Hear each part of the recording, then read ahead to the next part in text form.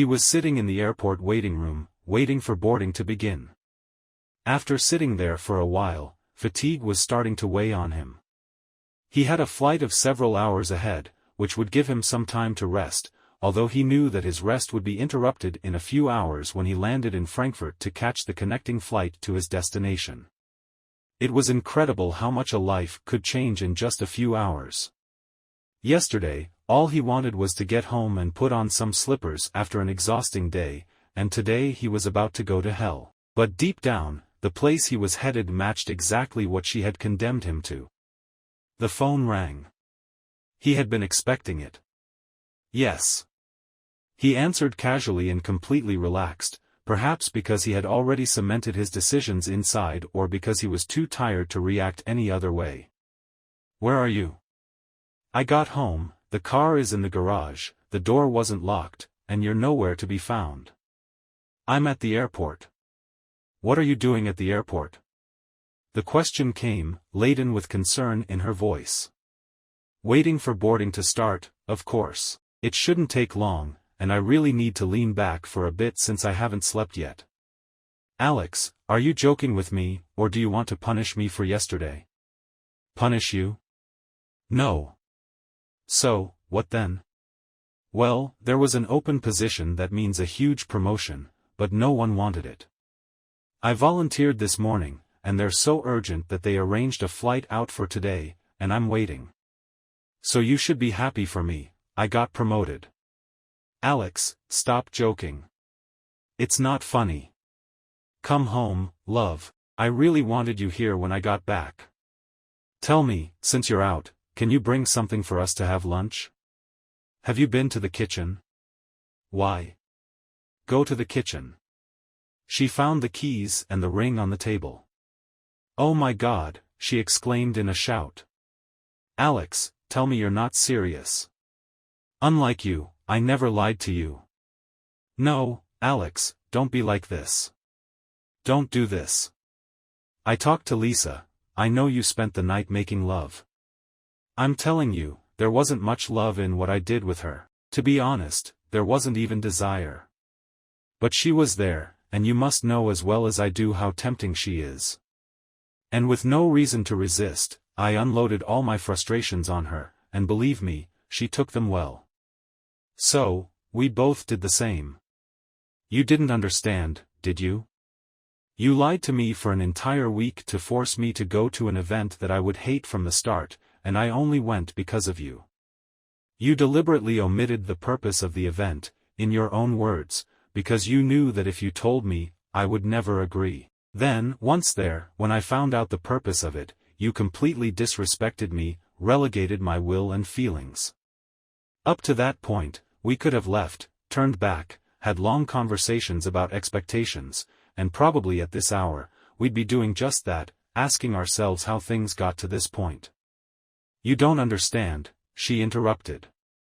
Then explain yourself. She took a deep breath and tried to calm herself a bit. She was on the verge of a nervous breakdown. She tried to present her thoughts clearly. Alex, you've been with many women before me, and I know that and never cared, nor do I care now. But I've only ever had you.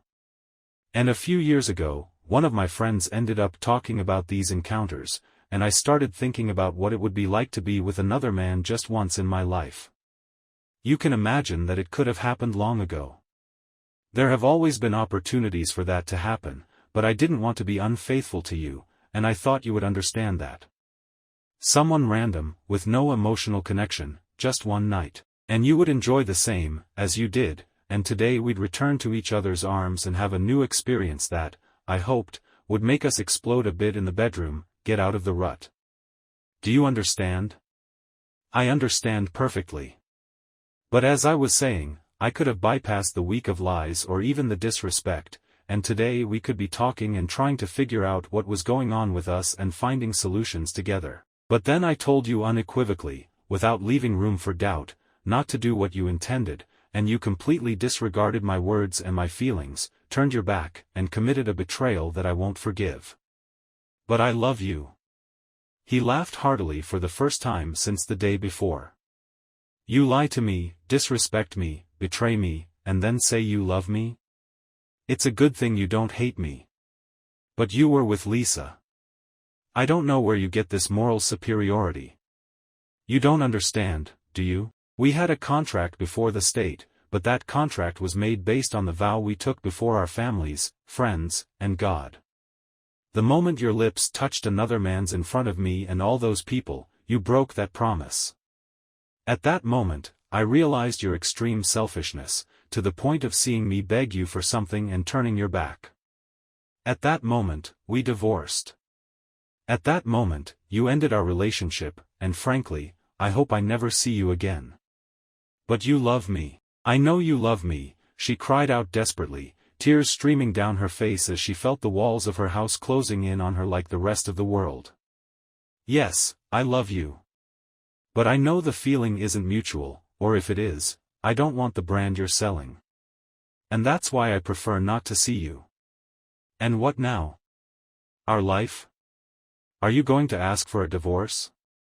Me? No. What for? As I told you, you already caused the divorce. The contract with the government is just a piece of paper that has no meaning anymore, and going through all that with lawyers and courts. I think I'm going to have enough trouble where I'm going.